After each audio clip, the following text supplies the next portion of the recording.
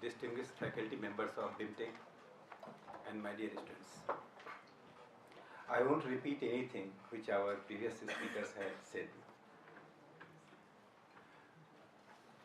There has been discussion on demonetization, but I feel that we are a victim of micro-narratives rather than creating a meta-narrative. How much money has been in the banking sector? Who have been caught? Who have the black money? How much black money in the bank? How much black money has been turned into white money? These are the micro-narratives. These are an important part of debate, but they don't form the centrality of any economic debate. You know, the entire exercise of demonetization, whatever the Prime Minister had in his mind, that I don't know. But I think that it is a corrective measure against the existing reality of neoliberalism. Without making any correction to existing reality of neoliberalism, you can't give your economy a direction. That direction, because the present economic system, particularly after 1991, when neoliberal policy has been adopted, it generated a lot of black money. That created a parallel economy. Its economic impact is one aspect. There are three more impacts. There is a social impact on civil society. There is a cultural impact on people's mindset. A third most important impact on people is that it creates and legitimizes inequality. It moralizes inequality. It compels us to accept the reality that there should be inequality, and we have to live with the inequality. We have to live with the corruption. Immorality becomes morality. Morality becomes immorality. And if I sum up, in India there is a consensus, that is a normative consensus. Whatever the left, right, center, whether it was a Prime Minister Nehru or Indira Gandhi or Modi, there may be difference of governance, style of governance, but no one can break that normative consensus that is creating an egalitarian society. No human society can survive for long without having the objective of egalitarian society. I don't consider egalitarian society means complete equality. There should be layers of economic classes, but minimum needs must be fulfilled of the common man. The present economic system, which we are all professing, that based on trickle-down theory, if there is a development, there will be employment. If there is a development, there will be housing facility for the poor. But this is just like that, I would use the Adam Smith phrase, invisible hands, that demands and supply, creates invisible hands. In India, that invisible hands become the black money. So demonetization is basically targeted not against only the black money, it is also tyranny of the people who hold the black money. You just see, after the first debate on television channel, most of the people, maybe due to anti-Modism, maybe due to anti-BJPism, have opposed the demonetization. Despite that, common people supported demonetization. Why didn't common people protest? There was a Bharat Bandh against demonetization, but common people didn't support that Bharat Bandh. There is a reason. I call it a economic satyagraha. There is a collective people's wisdom. That collective people's wisdom we have seen during the when Jamindari was abolished. Same kind of arguments were given that it would impact the labor class, it would impact the Jagirdars, it would impact the village economy. When the bank nationalization was done, everything has a context. The same kind of opposition was given against the bank nationalization. But the people, all three occasions, Zamindari abolition, bank nationalization, and demonetization, people stood for the government policy. That I call the collective wisdom of Indian people. There are three reasons that why people have their collective wisdom. And why are they disconnected with the present economic system? You know, India is a classic example of federal economy. In politics, we might not have a classic federalism, but in economy, there is a federalism. Rajiv Gandhi once said that in 1 rupees, 12 paisa comes to the common man. But as far central economic policy is concerned, you bring out any central economic policy, it makes 1% impact at the ground level. Because we inherited the federal economic system. You just see still in villages barter system is prevalent. That is not the backwardness. Ultimate objective of Indian society is different from the ultimate objective of the Western society. Western society is based on binary, either this or that. Either capitalism would survive or communism would survive. Indian society is not based on binary. We worship Lakshmi, goddess of wealth. So wealth, without creating the wealth, you are left with the one option, that is a populist economy. You are giving 1% tax benefit. You are giving certain subsidies. So you are just drop of water to the people. No government since independence had policy to create wealth. Now, the kind of wealth you are creating must have one rider. Till now we say that in profit sharing to the common people.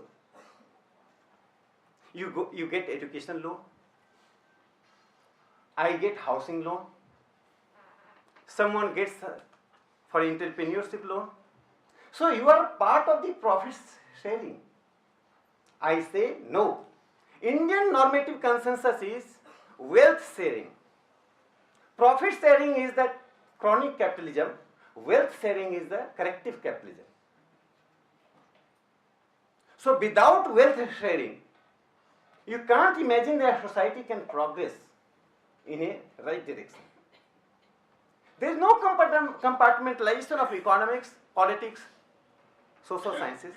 There should be a holistic approach. Gandhi was not an economist, but he is a central of debate in economic policy. Vinoba Bhave was not an economist. So there are three things which demonetization is making impact. One, that common people realize that there is a state. Least governance doesn't mean the state should disappear. The tyranny of corporate houses, tyranny of the black money has been challenged and contested by the Indian state. Second impact of demonetization, that in our day-to-day life we experience. It doesn't matter who holds millions of black money. Even the people who hold lakhs of black money, their tyranny we see in the market, in society, in our neighborhood. This demonetization is a direct attack on that tyrannical class. It is they who are breast of new, they are the new consumerist class. Luxury, they need luxury. The Indian society is made of 130 crore people, 130 crore people. If 30 crore people are well off and 100 crore people are living in a wretched condition, we can't claim an economy is going in the right direction. Third impact of demonetization is, at least RBI got hold on money, each and every rupees which has been in the market. No money is black and white. If money is not under the gauge of RBI, that is black. If money is under the gauge of RBI, it is white. So now the state has control on each and every rupee which has been circulation in the Indian market. Those who turned black money in white, I congratulate them. They could turn it. I said that Indian society, diverse classes are here. There are needy people, there are poor people. Thousands of crores rupees have been in Jan Dhan Yojana. At least poor people got some money. So it was their right. Now I have two more things about the Indian economy and the neoliberal policy. You know that there is a difference between communism and capitalism. The basic difference is not about there are 1, 2, 3 features we read in the textbook. Communism does not have capacity to reform itself. It is a semantic. Capitalism has its self-corrective measures.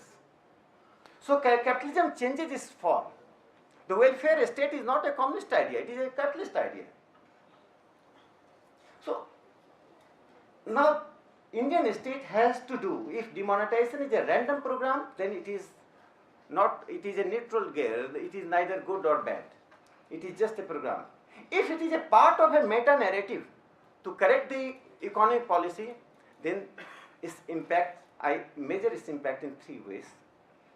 First, humanizing the market. Dehumanized market where demand and supply and every individual becomes the economic man is dangerous.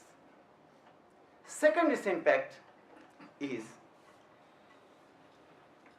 wealth creation is not the non-state activities. The state has itself created the wealth. I have example of ONGC. Despite every kind of corruption and the bureaucratic structure, ONGC is doing well. So why can't there can be public sectors, the participatory? This participation creates social legitimacy to economic sector.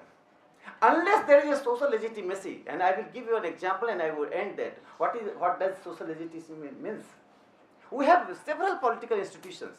They take decisions, but they are not implemented. But a reactionary institution like CAP, they take decision that is implemented in villages. That is a reactionary institution. Their decision is reactionary, but there is a social participation. Even the reactionary institution and decisions which have social legitimacy, they have more power, more effect. So any economic policy which is coming from up, from the Western model is inapplicable. And last point, we have lived an economy of binary, agriculture versus industry. We have to develop our own model. And unless until, I agree Mr. Devendra Sharma, you give primacy to agriculture and you make an organic link between Indian agriculture and industry, India can't achieve any level in the economy. We have examples of Greece, we have examples of China. They are two diverse examples. So I think that demonetization is a step for a long-term correction, and long-term correction would be achieved in 3 and 4 years. So you just see that what it is going to make, and a state is there.